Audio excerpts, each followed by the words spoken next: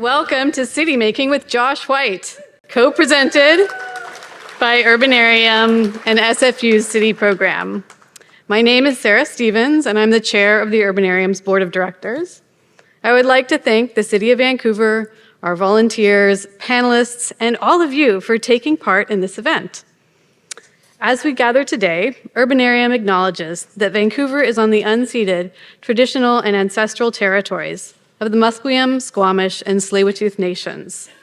It is my pleasure to introduce Xexowlets, Andrew Phillips, Jr., who is the Reconciliation and Culture Change Project Facilitator for the City of Vancouver's Planning, Urban Design, and Sustainability team.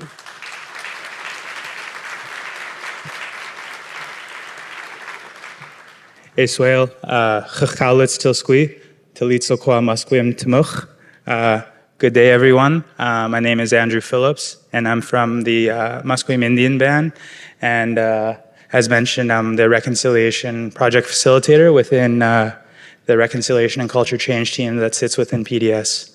I know we already had our land acknowledgement here, but I also just wanted to give a bit of context. This is Xomathquiam, which is the grasslands of my community. I took this photo. I go down to the river quite regularly to just, decompress and just revere in the beauty. So we are gathered here tonight in what we know as the City of Vancouver.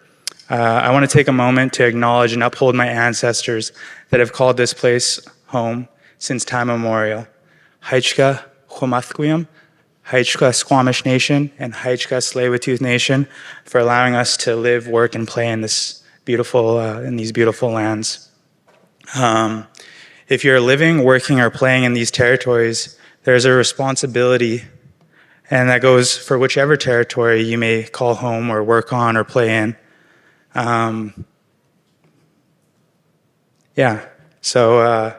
Before I get into this slide, I just want to have a bit of a language exercise in my language of Hunkaminam for everyone here tonight. So First Nations people in our language, we call ourselves Xwolmach, which means like a First Nations person.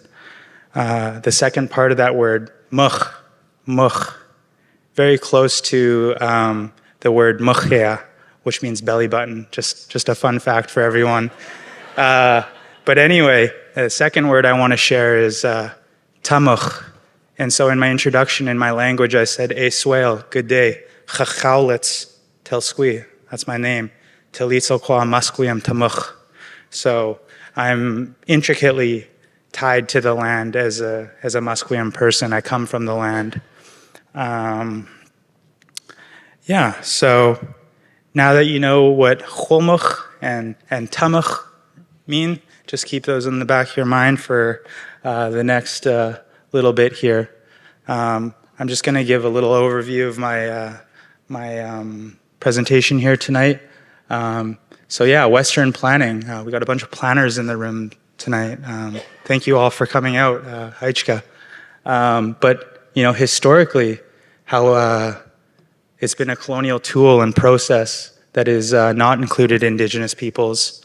And this has come into light in the last several years, especially after Kamloops in 2015.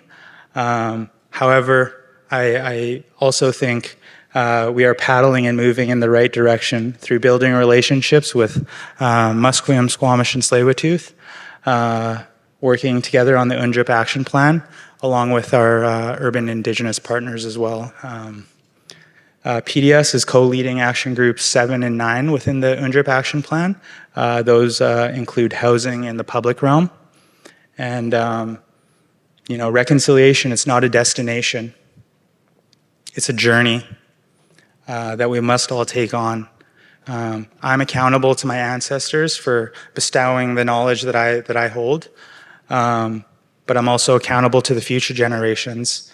And I call in everyone here tonight to think about that responsibility if you live, work, and play within these beautiful territories. The next slide here is a graphic that talks about Indigenous planning and Western planning, and in the middle we have a Convergence Zone. I was able to ask Yvette Elliott, who is an Indigenous planner at BC Housing, if I could borrow this. And she said, yeah, as long as I give her a shout out. So thank you, Yvette, for doing a bit of my homework. But if you look in the middle, in the Convergence Zone, a place where I think a lot of good things can happen within planning, if we hold on to the principles of reciprocity, relationality, and working with our partners in a good way, I think there's a lot to learn from one another. Ecological planning and isn't something new to us as Indigenous peoples. We've practiced this since time immemorial.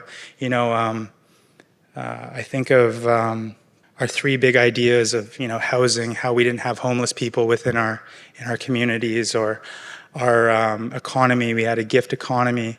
We didn't take too much. We didn't take more than we needed. That was something that was really important and that was taught to me. But I think like the Convergence Zone, it's the blending of Indigenous planning and Western planning and how we can inform one another. And like I said, it's not something that is new to us. It's something that we've been left out in the process, and I think we're getting to a place with the UNDRIP action plan where we're seeing meaningful reconciliation. Land is very close and center to who I am and who we are as Holmuk people. Like I said, we were only taught to take what you need, to respect all living beings. And by doing those and practicing reverence, it ensures prosperity for future generations, which goes back to my last point in the previous slide.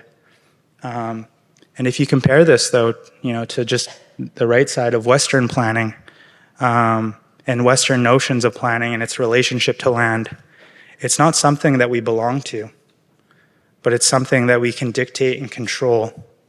We can regulate growth. We can maybe move a stream, or we can maybe build a road through maybe an ecologically sensitive area. I know these are things that have happened and we're taking them into consideration now, but Indigenous ways of being and knowing, we've practiced relationality with the land. So I'm just asking everyone in the room, can we kind of see the difference between the two concepts of Indigenous planning and Western planning? If yes, then yeah, I think there's definitely some things that we can do to practice reconciliation as planners. I ask everyone, to begin practicing reconciliation with not only in their profession but their private life. How are we accountable to our host nations, Musqueam, Squamish, and Tsleil-Waututh, if you're in the City of Vancouver or whoever territory you're in? How are we being accountable to those communities? And then try, lean and look towards the champions, like city guidelines and frameworks in your team, to be a resource for change within your group. You can identify how City of Reconciliation and Indigenous rights and commitments could be applied to update standard operating procedures or city policies and advocate for that positive change.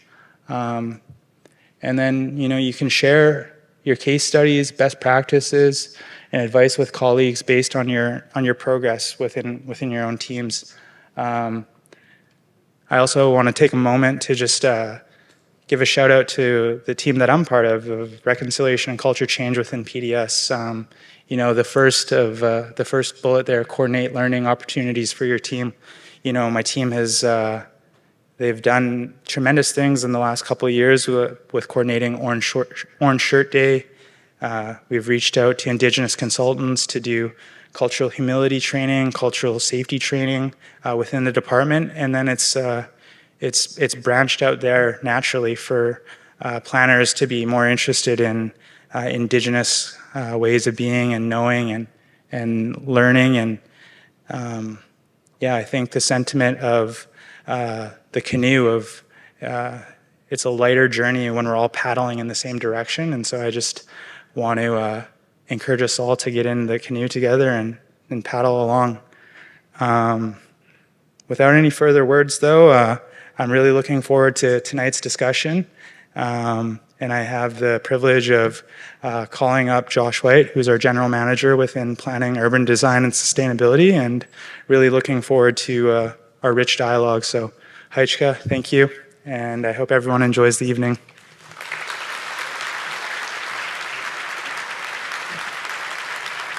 Thank you so much for having me here today. It's delightful to see such an engaged group of people in Vancouver willing to come out and listen to a bureaucrat come talk for a while. I think it speaks to the type of culture that we built here in the city of Vancouver around city building. And actually, I remember the day that I was announced as the new general manager back in March. It happened to be the day of an Urbanarium talk, and I actually watched that talk. And someone posed a question. It might have been Andy mentioning my name as being the new general manager, and the panel included people like Larry Beasley, and the question was asked, what advice would you offer Josh as he enters this place? And the advice was to get to know the city, the place, and the people that city built here. And being someone who's not from here, that I think was very good advice. And so I joined the city May 1st by myself out here. My family was still back in Calgary. My kids finishing up their school year, my wife, my spouse staying with them. And although that was quite lonely, it did afford me the opportunity to really take that advice. And I took the opportunity to not only get to know the place better, walking on foot and biking around the city to all 22 Vancouver neighborhoods, to visit them, to get to know them. Because there's just a lot of places within Vancouver you don't see as a visitor. And that's all I have been to the city. And to do my job effectively, I thought that was an important first step. But more importantly, getting to know the people over those months and still today, 6 months into the job, many of you in this audience that I've gotten to know in the early days. And I really, really appreciate the warm welcome that people in the city of Vancouver have given me. It's a real privilege to have this job in a place where people see so much value in the impact that building can have on people's lives and well-being. So thank you. And so it's been a really, really good start, except for a couple things, I would say. The fact that terms like atmospheric river and liquefaction have entered my lexicon and my consciousness has been a bit of a jarring awakening living in this place. But aside from that, it's been a fabulous welcome, and I really appreciate all the relationships I've started to build here. And so I'll talk about a few things today. I've been told that people want to know a little bit more about me and the background that I have and the perspectives I've gained from that work that I will bring to this job. And so I'll walk through a bit of my career progression, because I think there's some interesting things to glean, actually, just from my own career progression. And hopefully that'll be illuminating to some of the perspectives and outlooks and approaches that I'll take to help lead city building in this place. I'll speak to how that's, I think, instructive of some important themes to be effective in city building. And then finally, I'll end on a few words on what inspires me and motivates me in my career and my outlook on city building. And so, like I said, I'll start with kind of an overview of kind of where I've been to date. And I would characterize my career as if anything, a meandering and unexpected path in city building.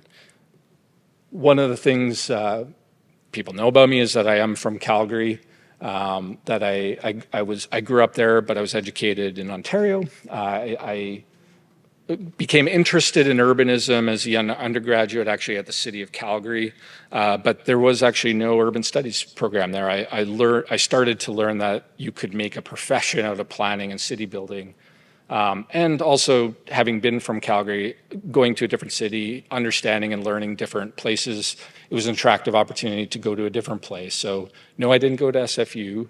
I didn't even go to UBC, but I did go to University of Toronto to their undergraduate program in urban studies and political science. And that's where my education as a city building practitioner began. And then from there, I went on to go to Queen's University School of Urban and Regional Planning. Anyone here from there? No one from Queen's will ever miss an opportunity to tell you they went to Queen's. We're everywhere. But that was a really valuable experience centered in the policy studies area, policy faculty within Queen's University, where I focused on a thesis on transit-oriented development and city building in that sphere. And then a little known fact about me actually is that my career actually began in community. And so in the summer between years in grad school and then the summer following graduating from graduate school, I took a community planning position in the community of Beltline in Calgary. And this is an area just south of the downtown core, if you know Calgary at all.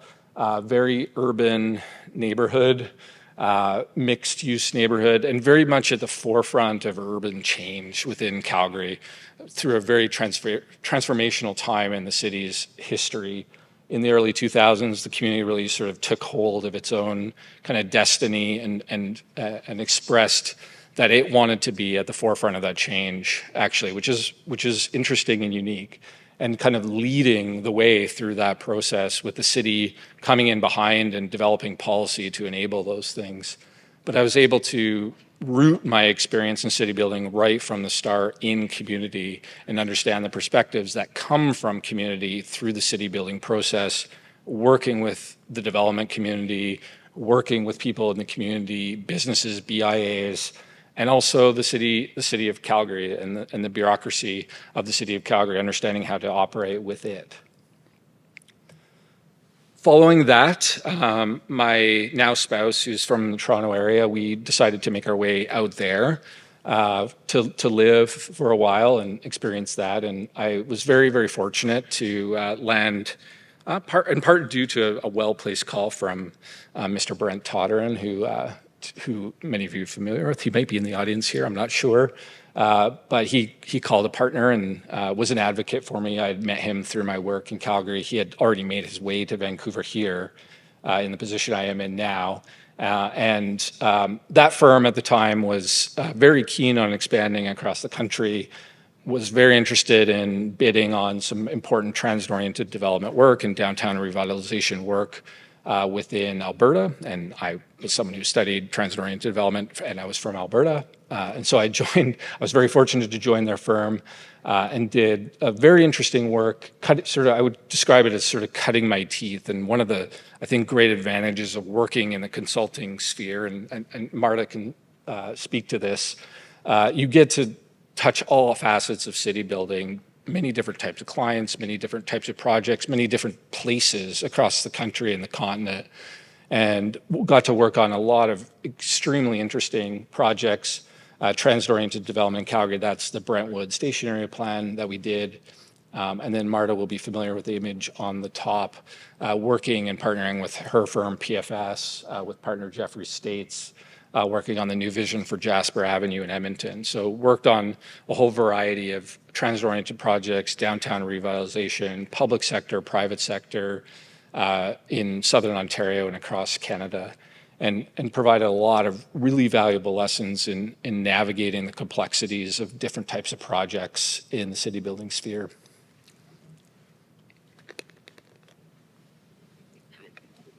This title, Accidentally Doing Politics with Nahid Nenshi. And I think this is one of those interesting things where your job and your career can take you a lot of interesting and unexpected places if you're willing to allow it to. And so in 2010, I was still in Toronto. I was at Urban Strategies, but still very attached to my home city of Calgary in a lot of ways.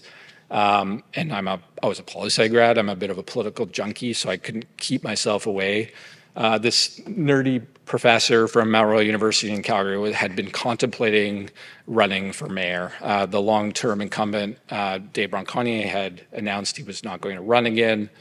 Two very well-known candidates, one more of a populist, center-right politician from city council, announced him running. He was running, and a news anchor from the local CTV station who had basically 100% name recognition in Calgary, both decided to run for mayor, but certainly left me wanting in terms of their vision for the city at this sort of crucial juncture in the city. Naheed Nenshi is a professor of nonprofit business at the university, as I said. But he was a civic advocate and had a column in the Herald, was a very vocal advocate for better urbanism and a better way to grow our city and create kind of a new trajectory. I was very attracted to that vision. I reached out to him. He only just knew me by name a little bit. But I said, well, listen, I can't volunteer in a traditional capacity, but I like what you have to say. I do hope you run, and I have some ideas that I think I can contribute. And so he said, sure, why not? This is a person who had zero name recognition at the outset of the campaign. I had no illusions that he could possibly win. This was essentially for my own edification to stay in touch. But things happen in politics. He ran a very policy-focused campaign based on very big city-making ideas to move Calgary in a very different trajectory from one it had been in. I became part of his policy team writing 4 of his so-called 12 better ideas for Calgary. And that really became his calling card, the thing that attracted those hyper-engaged individuals, those advocates within the community that wanted to see a different vision for the city. And from there, that circle expanded very quickly. And it was this insurgent campaign that went from nothing. He went from 8% 6 weeks out to winning the plurality of the election in October 2010. And so he took office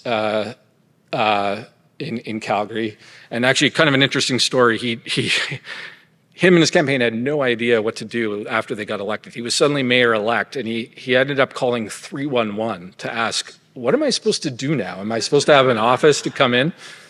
He also had no idea what kind of staff he was supposed to have, but he called me the next day and said, hey, listen, I don't know what kind of staff I'm supposed to have, but would you consider coming back home to Calgary to be part of that team? And I jumped up on the opportunity to join his team.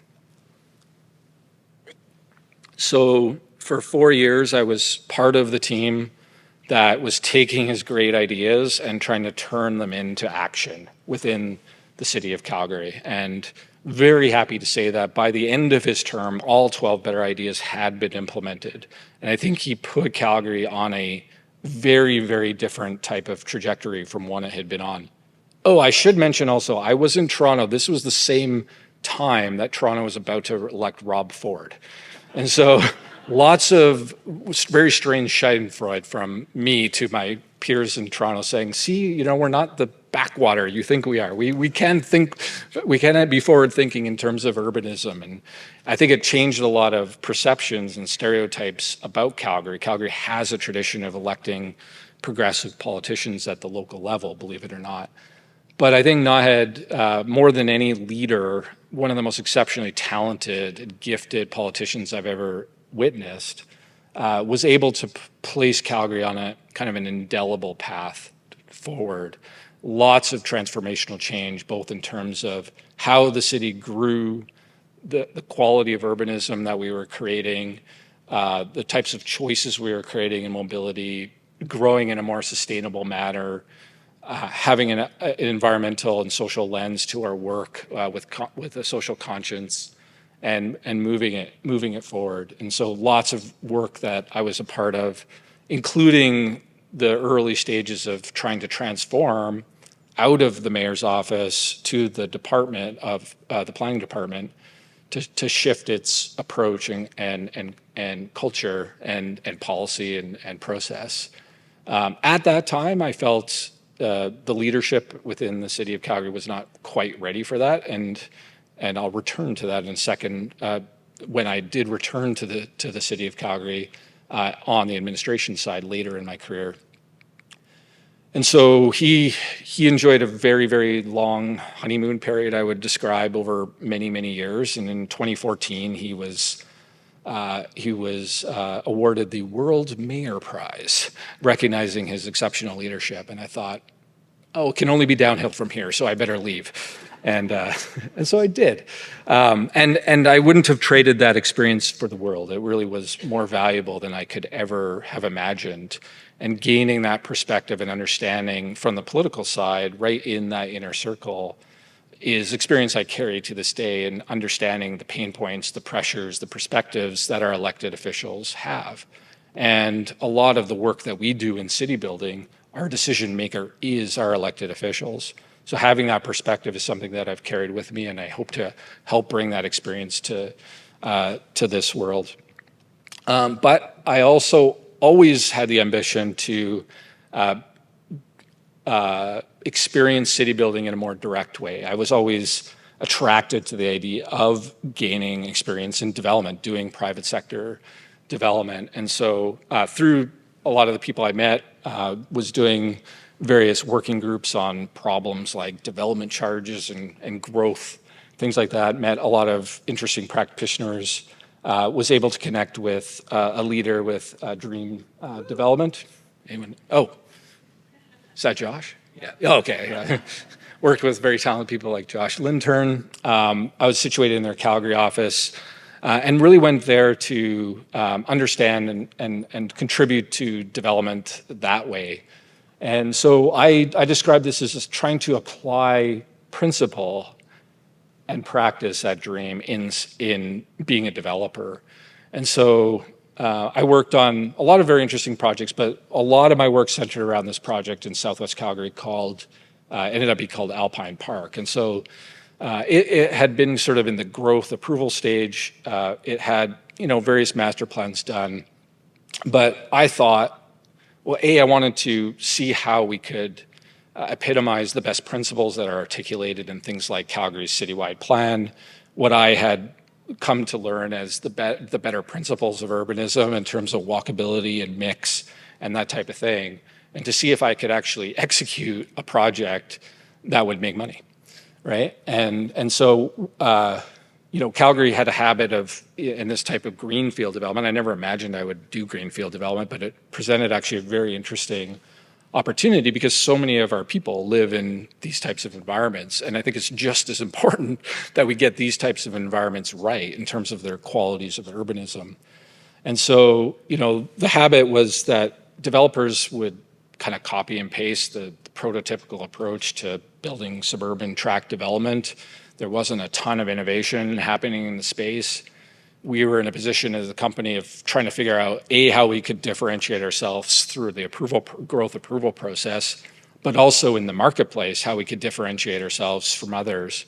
And I thought, and I was trying to pitch to a very Bay Street oriented company, how this type of better urbanism, better city building would not only give us a leg up in terms of approval at the City of Calgary, aligning with the principles that the city said it wanted in its projects, but also that differentiation could make more money. And we did a lot of economic testing around this. And we discovered that not everyone wants to live in this type of environment. People choose greenfield for very good reasons, but there is a market for it. So instead of being one of 25 people doing the same thing, fighting for 70% of the market share, why shouldn't we be the one doing something different, fighting for the people who we understood through market testing or selling to the people, the 30%, that would go for this, right? And so that was part of my lesson, is trying to understand how to speak the language and persuade to get good outcomes done in urbanism. And very, very proud to say that I think we're delivering a leading project in North America in terms of edge development, in terms of walkability, transit supportiveness, design around public realm and public space. And this is actually a project designed by Peter Calthorpe, and it was really his first entry into a major project within Canada. And most of the greenfield developers around town would hire the same firm every time. They do the same sort of thing. We went down to Berkeley, California, and we pitched him, actually. This was maybe one of the only times that a client pitched a consultant to do their work. But we talked about our vision, what we wanted to do, have a very public space, dense, focused area. He had done mostly work in the United States, but was also very attracted to the idea of doing work in Canada because the baseline in terms of density and mix and acceptance of this type of thing, the amount of transit ridership that we can get to support developments like this is on a different plane in the United States. So gained a lot of valuable experience working with one of the most talented practitioners, I would say, in urban design and master planning in North America. Certainly one of the sort of founders of New Urbanism as a movement. And, luckily, the moniker New Urbanism is now just understood to be good urbanism. It's sort of our orthodoxy now. And we were able to apply that in practice in Alpine Park. So if you find yourself in Calgary, I would encourage you to go take a look. Excuse me. I'm getting to Vancouver soon. I'll speak a little bit about my experience at the City of Calgary, and I alluded to it before, that I wanted to kind of finish what I had started in terms of process and policy reform that I began out of the mayor's office, but organization wasn't quite ready for. So when public service presented an opportunity to me, I took it. Worked first on the approval side of things, transforming process. Calgary had come from a place where there was some acrimony, I would say, between industry and the city of Calgary. It had gone through a period from 2016 to 19 of a lot of cultural change, but it had reached the outer limits of how good it could perform and be in terms of process and outcome, kind of business as usual. So I brought a vision to basically do the first significant transformation of how complex development approvals had been done in about a generation, and change the system there to a much more outcome-focused system, but also one that performed better in terms of things like time. So from there, I also had the opportunity to move more into the policy side as well, to affect some transformation in terms of regulatory simplicity, policy transformation, to support that approval system further downstream. So I was able to see all sides of the regulatory system in Calgary. So that does bring me to Vancouver. And this year, taking the opportunity to hopefully contribute here in Vancouver. And I think one of the reasons I decided to take this job is because I think Vancouver is obviously a very important city, and it's also confronting a lot of significant challenges in front of us. And I choose these two photos for a reason. The one on the left being an image of the downtown east side, where some of our most acute crises are taking place that we need to confront. And certainly planning is one of the levers. It's not all the levers we have, but is a significant issue that we have to face. It is the product of a lot of the challenges and crises from a public health and housing point of view that we face as a community. And bringing hopefully some of my experience to bear, being able to contribute to solving some of these problems. The image on the right is not the typical view you see of Vancouver, right?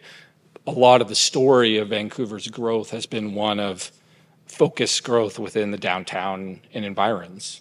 And one of the challenges confronting us in terms of is housing, and the vision that we've articulated in the Vancouver plan is one of a much more distributed growth model. The vast geography of the city and approaching the problems of addressing things like our housing crisis, thinking about how we can utilize the land base of the city of Vancouver in its totality.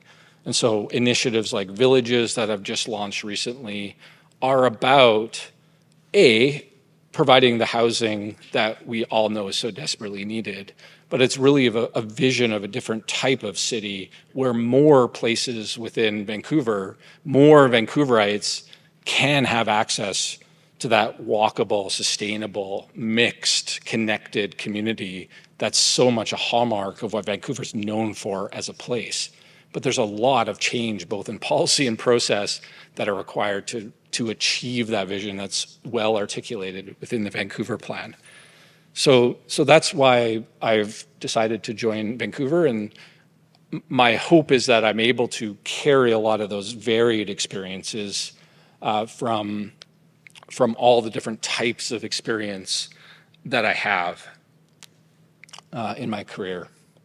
And so I think one of the lessons, and I won't speak to this too much because I think Andy's going to ask me a bit of a question about this in terms of advice, because I know there are a lot of students from SFU in here, but I'll just preview here. The contribution to city building can come from many places. We are, at its heart, a discipline and a field that is multitudes. We are interdisciplinary, right? We have people from many different professions, whether you're public sector or private sector, whether you're a planner or an engineer, whether your focus is on heritage or Indigenous planning. We are an endeavor of multitudes, and we are all in it together. And so a few ways to think, this is my sort of professorial part of the thing where I actually bring some slides where I talk about some of those concepts. But if we're to think about city building as a multitude, one way in which you can think about it is a city is a series of systems, right? It's our utility systems, our open space and ecological systems, it's our mobility systems, it's our land use, it's our buildings, and that is what comprises the physical space in the community. That is what comprises the city in its physical form. And there's many different types of disciplines and specializations that come along with that. We also are a profession that has a lot of specialization. And this is just an example of, within a bureaucratic environment, of the types of professionals and groups that might touch a development file or a policy. And so all these different types of lenses and specializations enter our field. Another way to think about the multitudes is all the different kind of values, the lenses we apply, and priorities. Our old way of thinking about these problems is through, a lot of people in this room might have heard about the concept of triple bottom line, sort of that social, environmental, and financial lens to our work. And I think that still holds true as a general umbrella, but a lot of the construct within that has evolved. There's new imperatives in those lenses that we bring to our work. So all the things that Andy talked about in terms of Indigenous knowledge and lenses of reconciliation. And whereas before we might have talked more discreetly about the financial impact to the organization of a municipality of our decisions, we think about economic impact more broadly, potentially in terms of jobs or financial resilience or affordability or economic development or talent attraction. Similarly, I think we had a more narrow view of social matters. We used to prioritize things like social disruption to stable neighborhoods as a matter of priority. Today, I think we think about those things very differently. Principles and values that undergird our work, including things like equity, are things that have come to the fore. And then similarly within the environmental sphere, 20 years ago, we weren't talking that much about climate change. We were talking potentially more specifically from an environmental lens around maybe contaminated land or impacts to water quality. And so I think this is illustrative of the evolution of how we think about these things. But the lesson here too is that these are all the different multitudes that we have to think about, the lenses and values and priorities that we have to think about with the multiple disciplines, with the multiple professions, with the multiple specializations that we have. And that makes for a very challenging endeavor, but it makes us have to think about that we're really all in this together, that we all have to think of ourselves as part of the same endeavor, no matter what our specialization is, no matter what hat we wear.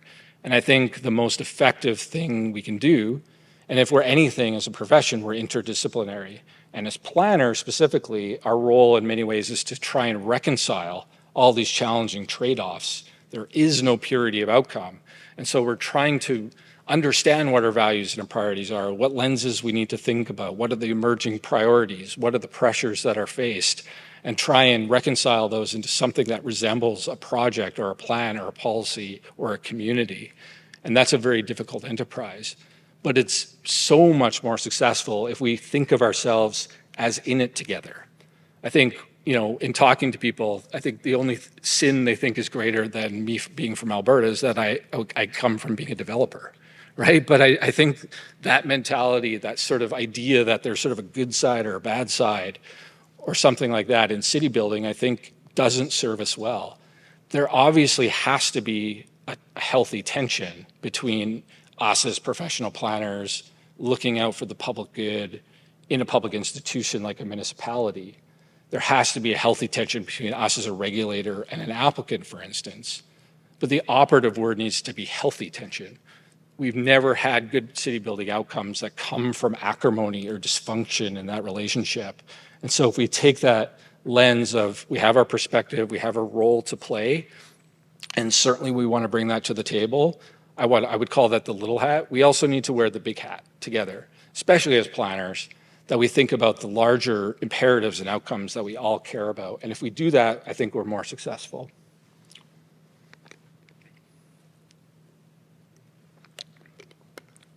And so I'll finish on a little bit about what inspires me. And this is actually a view from my desk, if you can believe it. It's one of the most absurd views you could possibly think of. But it is very easy to be inspired by the place that's been created here, the excellence in urbanism that Vancouver epitomizes. And it certainly is a privilege to be able to be a part of it.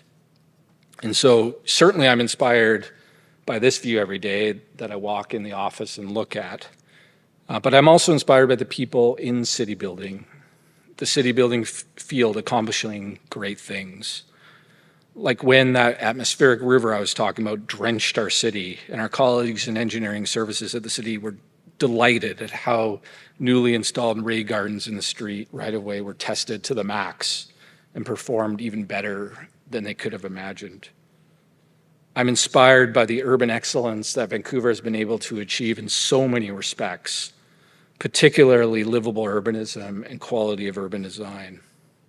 I'm inspired to be in a place where this many people are here to listen to me, a bureaucrat, yammer, a testament to the culture that the city is built around understanding the value of achieving excellence and the impact that has on the livability and identity of this place. I'm inspired when I realize that the ideas a generation ago that city building leaders brought to the fore and were so often considered too forward-thinking are now orthodoxy and even mundane. I'm inspired by that struggle over time and overcoming obstacles by talented city builders, those tough moments of 2 steps forward, 1 step back. We are in the business of change when our human instincts are often status quo bias. I'm inspired by stories about how local nations are grabbing a hold of their future through city building. And at places like Sanok, where 50% of the workplace building that project are Indigenous. I'm inspired by conversations like I have with Andy Phillips, like we did the other day over coffee, talking about how more people like him are doing city building work and how we can bring Indigenous knowledge to our work here in Vancouver.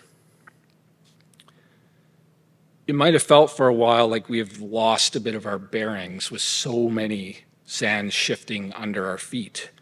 But I'm inspired by the thought that we will, if we grab it, have a new golden era in Vancouver, one that looks across the entire geography that will enable more Vancouverites to have the opportunity to live in walkable, mixed-use, amenity-laden communities while also bringing the housing that is so badly needed across our entire housing continuum.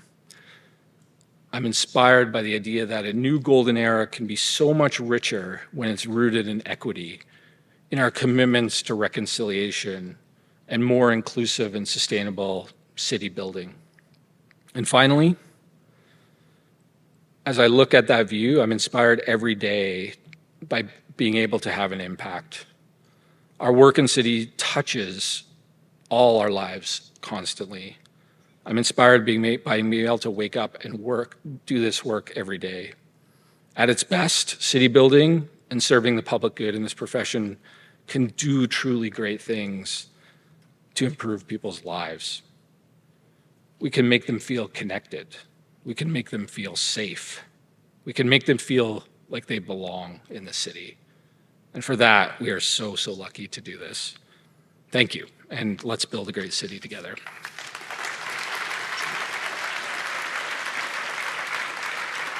Thank you, and hi. I can't see anybody. I'm Andy Yan. I'm the director of the City program at Simon Fraser University, as well as an associate professor of professional practice in urban studies at SFU. I'd like to thank Josh for presenting, and I think another round of applause for him. We're going to now invite our fellow members of this dialogue, and I'd like to invite Marta Farevaag onto the stage, and then also Kamala Todd onto the stage that will be making her own individual introductions. And to kind of bring into the next phase of our evening, we really kind of ran through a number of kind of examples of titles. Of course, Citymaking with Josh White was the one we settled on, but I also had a few ones of my own, and I might as well, since I have your attention here, guys, do my suggestions. That, some of my titles that were not accepted were the planning education of Josh White, 6 months in. Not taken. The other one was Josh White, Paradise City or Highway to Hell. No, that wasn't accepted either. But I think now, but this one, I thought this would be a winner, that this would have an opportunity, that Josh White, a light interrogation.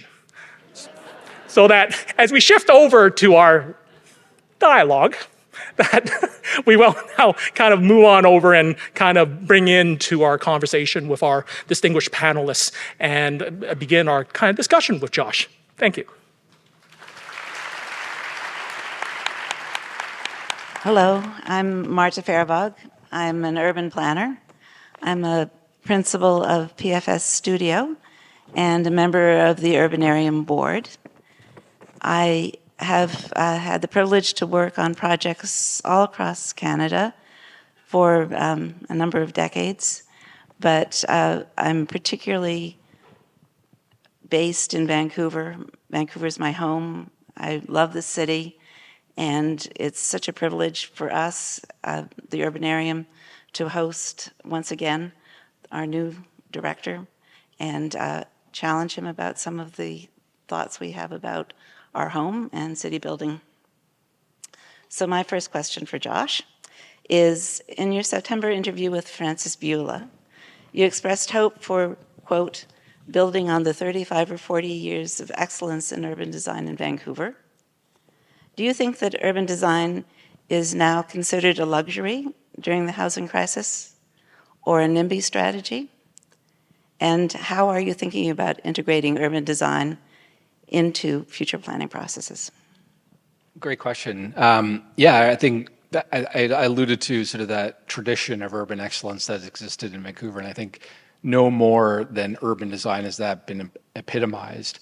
And so I think part of the context of the question Francis was asking around, as we focus on things like housing or the Broadway plan, and we have a priority on those types of outcomes, do we risk losing our focus on urban design outcomes? And I think that's a bit of a false choice. First, I think we have experience as practitioners, both on the private side and the public side. We have a lot of muscle memory to draw on and a lot of experience in learning on how to achieve excellence in urban design outcomes, especially at the highest scale of development. And so when we think about areas like Broadway plan, we think about the challenges of livability in an environment that's as dense or as compact as that. We should be able to draw from our experiences in Vancouver in leading in those areas to ensure that those types of places aren't just bringing density, but are bringing a type of livable urban density as we expand the footprint of more urban and dense communities across Vancouver. And so I think a lot of our success will depend on being excellent in practicing those practices that we've been so good at achieving here in Vancouver. Kamala? When you ask yours after me. That's over me. Well, okay. I'll ask my question. Thank you so much, Josh. And I mean, it's the semifinals of the Stanley Cup Stanley Cup Finals. It's the Canucks versus the Flames. There's only the correct answer and the right answer. How would you answer that question? Who's playing each other? The Canucks and the Flames. Flames. Oh dear, this is horrible. I did declare, I was at the C40 meeting, and it was the Oilers versus the Canucks, and I did say I would cheer on the Canucks in that situation. That's all I have to say about that. Audience, was that the correct and or right answer? Now, on to an actual question, is that very much, I think that if you were to design a 3-day tour of examples of the past, present, and future of urban planning and design in the city of Vancouver, and I'll throw in metropolitan Vancouver, what might that itinerary look like? Sure, and I will expand your question a little bit, because I actually think the place we should rightly start is talking to the local nations. We're not the first human settlers in the Vancouver area, and the place that calls us home. And a lot of the joy I found, and I alluded to getting to know the people of this place, has been getting to know the people that have called this place home for thousands of years. You know, we did a tour of the Musqueam Nation as part of a workshop we're doing for an Indigenous-led project as part of the Rupert Renfrew plan. And that's the place to start, to think about how the people and the Indigenous people of this place have utilized the land and worked with the land to thrive in this place. And so that's where I would start. The second place I would start is I probably would say I'm not the right person to lead those tours. If we're looking at places, looking back, say, 50 years, I would talk to Spaxman. I would then talk to Larry Beasley and Ann Mafficky and then I would talk to people like Brent Todd, and to, probably through a tour of the various parts of North and South Falls Creek to look at the urban history dating back to the 70s in South Falls Creek, where Vancouver really started to cut its teeth as a leader in achieving excellence in urban outcomes and public space. I would probably hop across the river with those tour guides to look at Northeast Falls Creek and look at the environment there. I would, when thinking about the present and learning from the past, I would look at places like the West End that developed more organically as part of an established community that intensified over time, as places we can learn lessons from as we intensify more places within the city of Vancouver that share some of those characteristics, that have transformed from lower density environments to higher density environments while still achieving their livability. And then, I would look at places like Olympic Village that were sort of the next evolution of thinking the following generation, and how we can apply those principles of good design and urbanism in a new context. When thinking about Metro Vancouver, I would, I think I would go to some of the suburban municipalities to look at how urbanism is manifest in those contexts as well. I was out in Burnaby today, and I think there's certainly lessons to be gleaned from there. But if I had one criticism about those types of contexts, is that they're I think not designed with the same sense of understanding of scale compared to some of the denser urbanism that we've created here. I learned a lot of those lessons about that in places like Mississauga, suburban municipalities that have some analog to places like this, and they, in some respects, sort of pantomime what the characteristics of what Vancouver urbanism achieved in terms of ground plane and things, but lost a certain sense of scale. In places like Mississauga or some places around Greater Vancouver, you see that sort of rhythm of townhouses, but it's like a 300-meter long block, right? It probably looked good in a CAD drawing or something like that, but doesn't always land in that sort of way. And so I think there's some lessons to learn from places like that, to glean, to make sure that we're adhering to best practice as we develop urbanism here in Vancouver into the future. And over to you, Okay, Kamala. it's my turn. Brace yourselves. Okay. Tanse, Kiawau. My name is Kamala Todd. I was born and raised here in these beautiful lands of the Musqueam, Squamish, and Tsleil-Waututh peoples. I actually grew up all throughout territories of Hunkaminam and Squamish-speaking people, what we now call Metro Vancouver. So this is the only home that I've ever known, but these are not my territories. On my mother's side, we come from Cree and Métis homelands like Red River Métis settlement, Lac La Biche, St. Paul the Métis settlement, and so on. And my dad is a first generation of German immigrants. But these are the only lands I've ever known. This is my home. This is where the place that has nurtured me, has grown me, grown my cells. My children were born here. My partner was born here. And I have worked for the past 20 years or so with the City of Vancouver, adjacent to the City of Vancouver, for the City of Vancouver in various roles. Back in 2000 is when I first started. So much of what I want to share is from that view. And, apologies, the whole no fun city thing. I might be the no fun interviewer tonight. I have kind of a critical view to some degree and questions around, I've been spending a long time looking at Vancouver and how it presents itself and the power and privilege that planners have. My role was Indigenous Arts and Culture Planner most recently, when that position was first created. And then back in 2000, I was a social planner. I called myself the Aboriginal social planner, but there was no such position. It's really from today and then to hearing from Andy Phillips, the huge amounts of Indigenous teams within each department. And then, of course, the Indigenous Relations Department, it's a phenomenal change. So I just want to share that context. And I guess, yeah, I'm thinking about the observations that I've seen around the power. Like you say, this is an incredible event. People are really interested in, the person who kind of has this really important role. From my observation, there has been this sense of terra nullius, that is, the case across Canada, that this was an empty land, that it was built out of the wilderness, and that this sense of the planner is kind of being this person who can kind of write their dreams, or it's a blank canvas, or you can shape it how you want, and how it's a really huge privilege to shape the land. And then thinking about, as you said, the traditions of the rights and title holding nations who have been here since the first sunrise, and their role and ability to be able to shape their lands or not. And so I love this visual of the heart and the interconnectedness, and I've been listening to stories and learning stories from the local nations about the heart of their land, the heart, the stories, the laws, the planning traditions, and how deeply they have cared for their lands and waters, and how deeply their lands and waters have been impacted by planning, urbanization.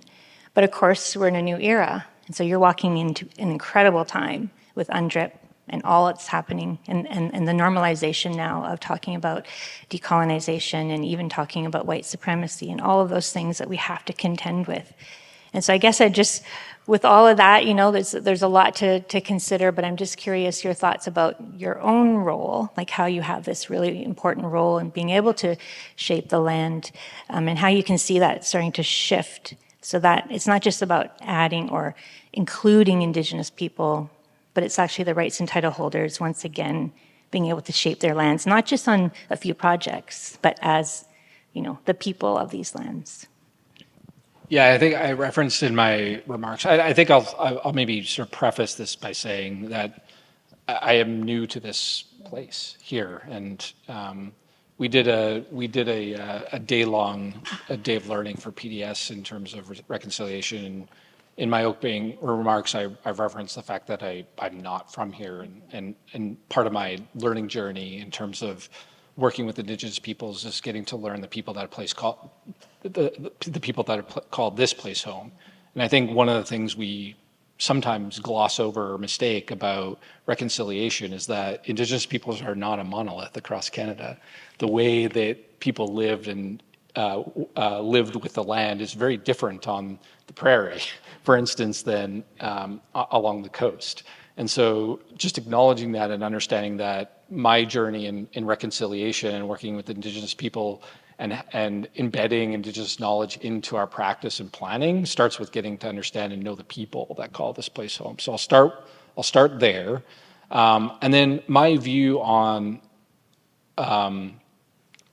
two facets. One is that, as I referenced in my remarks as well, Vancouver and the people in this place, Indigenous communities, are sort of uniquely entering the city building sphere to help build wealth and prosperity for their nations in a way that's, I think, almost unprecedented in many places.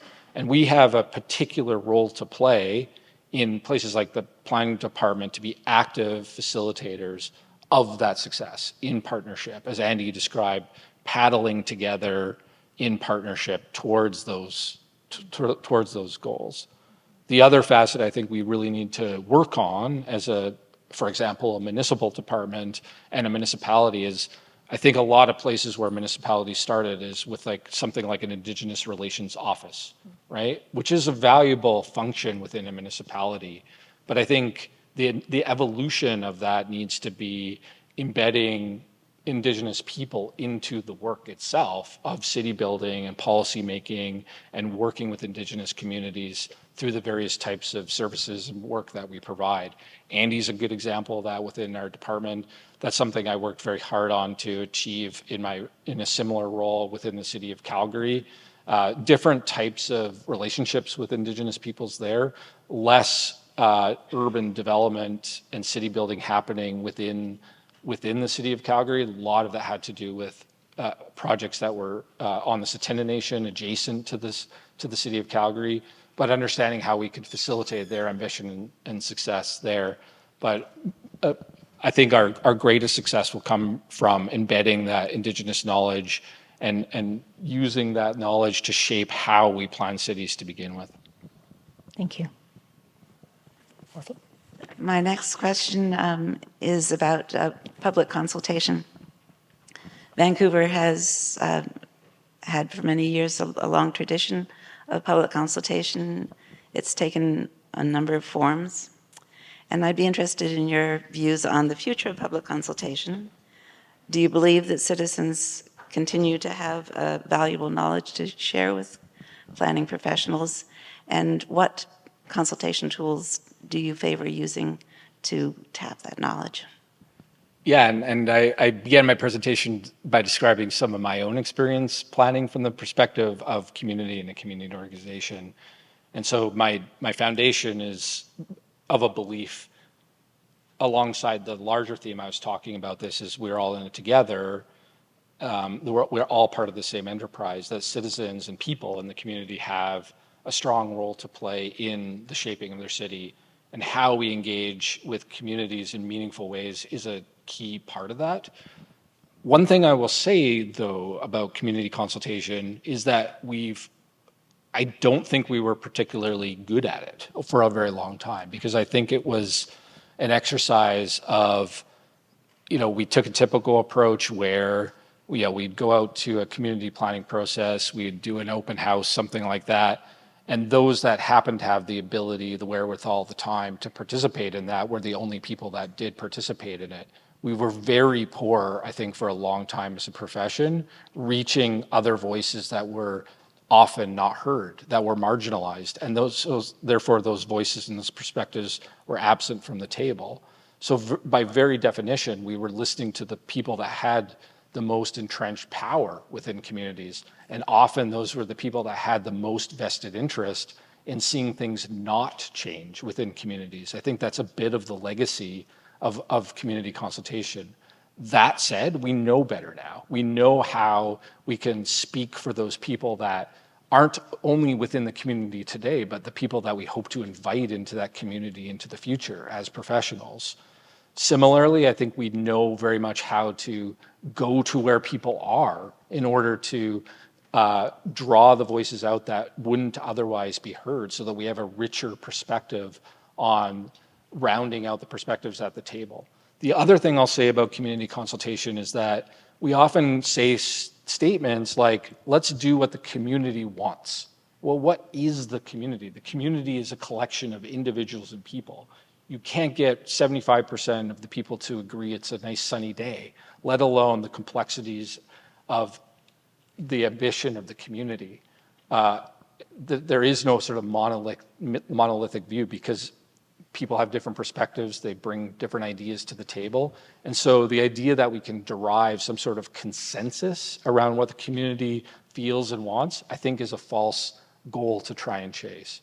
So I think in light of that, bringing the right people to the table, understanding that the exercise we're trying to create is not a consensus exercise, but trying to understand the different points of view, weighing those perspectives against the different imperatives and policies and priorities that we have, talking in good faith about what the ambitions and vision for those communities are, but also being very transparent when we talk about how we've utilized that information and that consultation in the decisions we make as public policymakers. So talking very explicitly about where and why we incorporated those ideas into our work, but also being honest and forthright about some of the reasons why we don't incorporate some of those ideas and being transparent about those things. So I think if we take that good faith approach, if we're more inclusive and we understand that it's not an exercise of trying to reach consensus, then I think we can be effective in community consultation in shaping our city. So could I just ask about the tool part of my question? Sure. Are there any public consultation approaches and techniques that you favor? Yeah, I'm a big fan of going to where people are. And going to where people are is different for different people. For some people, it's showing up physically in the community to maybe it's their place of worship or their community hall, or doing a walking tour within the community to understand only what people in that community can teach you about that place. We don't have all the answers as practitioners. But I also think there's been a type of democratization that's come in our community consultation through modern technology too. The ability, for example, for people to do very basic things in the public participation process. People have very busy lives. They have many different priorities. Being able to call into a council meeting. These are some of the silver linings of what's resulted from things like the pandemic, is that it's had the effect of democratizing that types of process and able to participate. So leaning into that idea that we can go to people where people are, and sometimes that's in their own homes. Sometimes it's online where people also exist. And so I think it's deploying the multitude of tools that we have to cast as wide of a net as possible to get all the diverse voices that we care about hearing at the table. And those types of tools can help us do that. I wanted the kind of combination of history and yet kind of present day policy or future policy that certainly planning has changed a lot in the city of Vancouver, but yet there's a interesting fact that one of the first formal plans within the city of Vancouver in 1912 was created by Thomas Mawson, a landscape architect. So that it's very much how landscape architects have helped shape urban planning in the city. And there's very much the opening of his plan talks about Vancouver being a city of optimists, and how very much it's that optimism that drives the city into the future. And I think that certainly we've all faced certainly some sizable challenges into what that future is. And I think that's whether it be the pandemic or I think the ongoing challenges in housing affordability and the cost of living to public safety to really, I think, some ongoing challenges in terms of really what that optimism looks like, that I wanted to kind of hook that in with not only how do you perhaps, I think, help, allow that sense of optimism to flourish, but I think connect up to your presentation, Josh. And within your presentation, you talk about the 12 ideas for Calgary. And I don't want to hold you to 12. I'll take 2, and not even claim just 2, but 2 emerging, again, realizing you're still, I think one way of trying to understand the city, hey, it takes 10 years before you be recognized as a New Yorker once you move into New York. So in your 6 months, what might be the 2 emerging ideas, you might say, to stoke the city of optimists? Great question. And I will preface this by saying that in this profession, you have to sort of by definition be an optimist. You have to understand that you're confronting a lot of challenges. You're trying to influence and affect change that you believe will have impact on people's lives. And that path of progress is often marked with a lot of resistance and, as I alluded to in my presentation, 2 steps forward and 1 step back. And it's that sense of sort of undying optimism that you have to kind of get through those treacherous waters of dealing with change. So I think it's innate in us as professionals. It's part of why we go into this work, is because we are optimists. It's what sustains us. If anyone's watched the show Parks and Rec, which is almost like a documentary rather than a sitcom, Leslie Knope sort of famously says, like, in a public hearing, she's about to get yelled at, I choose to think that they're not yelling at me, but caring loudly at me. And that's the type of torrent you often face. I think that's one of the things that professionals going in and out of school often don't understand, the sort of pressure cooker they're going in and some of the forces that go into it. So that's part of the answer. But tying to our presentation and where the sort of future vision of Vancouver is going, we've been through a period, I think, and I alluded to this idea that it's felt like a lot of sands are shifting underneath us, right? A lot of the way our planning system operates is sort of predicated on this sort of way of growing as a city. It's based on often like a single tenancy type. Everyone is going to own a condo, right? Everyone's either going to own a condo or own a house. And we designed all our policies and processes to that reality. We created sort of a land lift mechanism through community amenity contributions. All that has changed. All that has changed. All the assumptions that we made around how our city grew and needed to grow and how we were going to accrue public benefit to serve communities has shifted. And, more than 80% of our housing starts now are rental, and I think while we can view that as a really big challenge, we can also view that as an incredible opportunity to shape a more inclusive city, right? The days that we've gone from where we're trying to facilitate 85% of the growth in our city within 15% of the land was a lot of what Vancouver achieved through that era. But I think there's a much richer future ahead where we can, as I talked about, afford more Vancouverites the opportunity to avail themselves of what makes those communities that we built over the previous generation so special, but in many more parts of the city of Vancouver.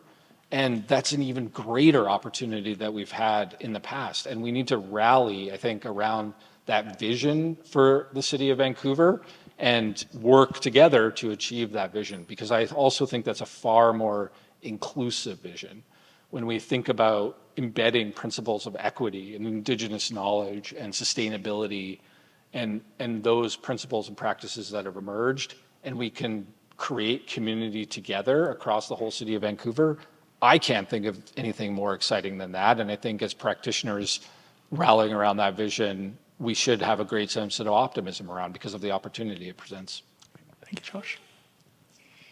Okay, something lighter. I'm just really curious, coming to a coastal place, these lands of coastal people and beautiful waters.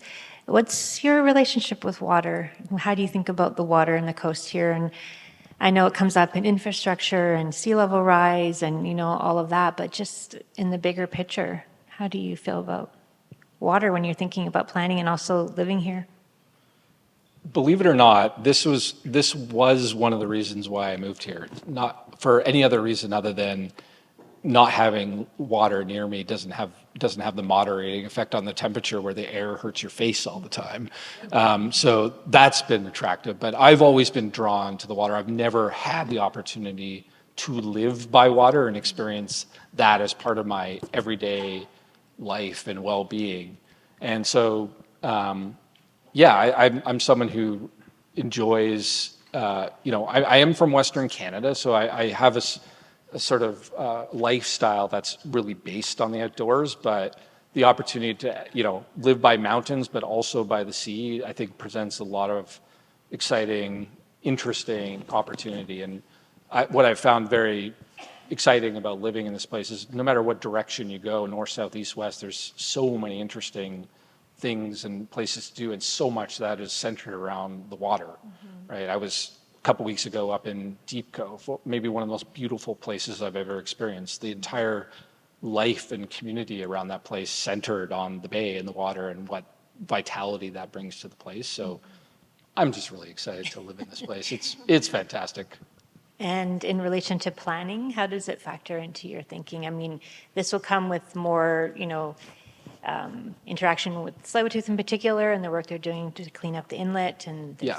all of the importance of water and the lost streams and those kinds of things. So I don't know how much that also empties, because it's sort of like we take it for granted, but there's a relational, and I think we saw with the atmospheric river, like you were saying, a lot of those impacts are from the way that we have treated water and the ways that water will go where it needs to go, and how we need to kind of be in relationship with water again. So I don't know if it will come up in your planning work or has so far in sustainability planning.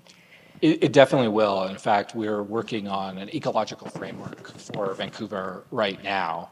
One of the foundations of that is a lot of the ecology of the place is centered around water courses and the water's edge. A lot of the built-up environment we've built has a lot of challenges, and dealing with stormwater runoff and the blue and green systems, so that we understand the water we're discharging into the waterways in Vancouver we're taking action to make sure we have sort of water quality and sort of fidelity of the ecological environment here. So I think that just being surrounded by water, both the Fraser River on the south and the Burrard Inlet on the north, it influences, I think, everything we do from a planning perspective when we're thinking about natural systems. Yeah. Thank you. I wanted to we had the opportunity for the audience to ask questions and to perhaps care loudly. And so in the spirit of caring loudly, I humbly assume I am a vessel of that loud caring.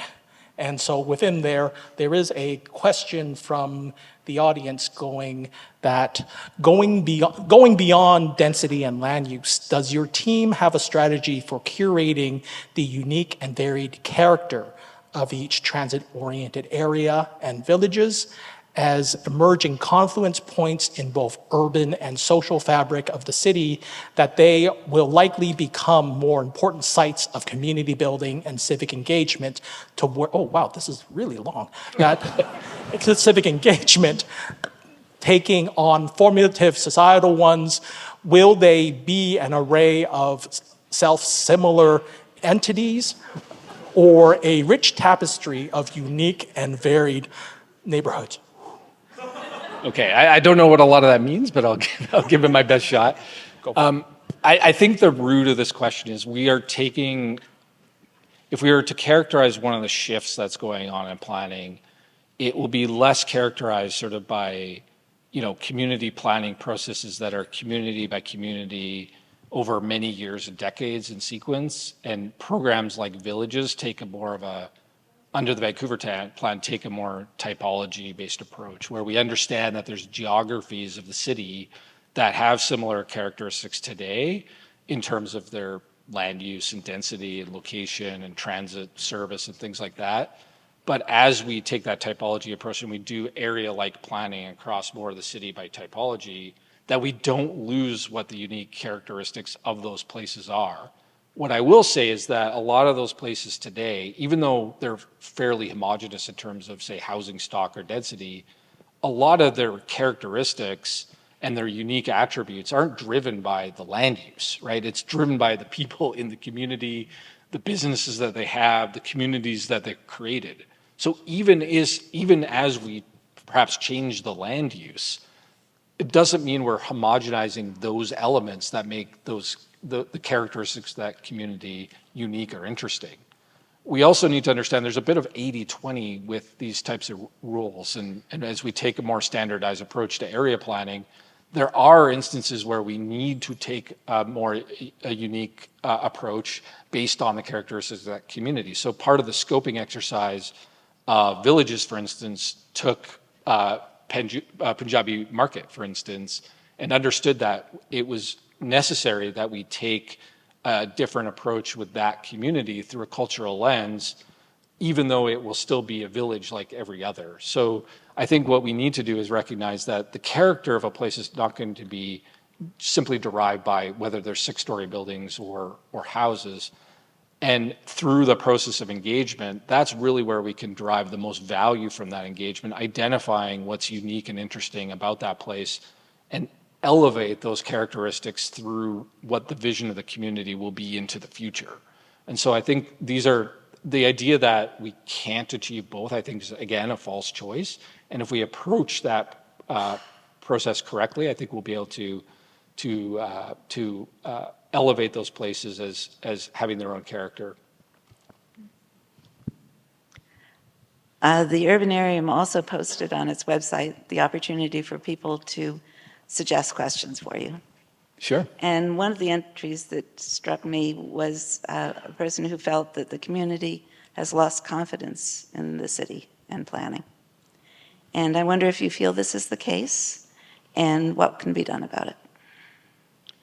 Yeah, and I think perhaps that's the case. I can't speak to what some of the past experiences with the planning department has been. I think what I can do is try and understand that sentiment can exist and do my part as leader within that department to build that trust. I think it's very, very important. People, the fact that people have filled this room to hear me speak and hear this panel talk about these issues, again, is a testament to how people so deeply care about the community that they live in, but also understand the influence and impact and the value of what a planning department could bring. So it's very difficult for me to answer how to repair some of those past kind of sentiments about the planning department, but I understand and I appreciate the trust that's been placed in me and our team, and the sort of covenant that's been given to us and the public trust that's been given us to help shape and guide and lead the city building future that people are looking for. Kamala, do you? How are we for time? I think we have one more. I'm not lucky. You're the closer. Oh, man. Yeah. Which one? Okay. Oh, man. Okay. I guess I would love to just end on having your reflections on transformation in general. You talked about transformative change. Yeah. I have read Lee Merkel, Tsleil-Waututh Squamish Stalo identified, the late beautiful writer. She talks about this place as a place of continuous transformation, and the stories of, people have survived floods and ice ages and, all kinds of cataclysmic impacts, smallpox, devastation, so on. And transformation can be healing, and it can be, bringing us. I like to critique the narrative of Vancouver as a continuous story of progress from, this wilderness to this brilliant, shiny metropolis, this really amazing, improved landscape. I like to interrogate that myself and see that there's actually a lot of going backwards that's needed, going and deepening our knowledge and our understanding and listening for those of us who are not from these lands.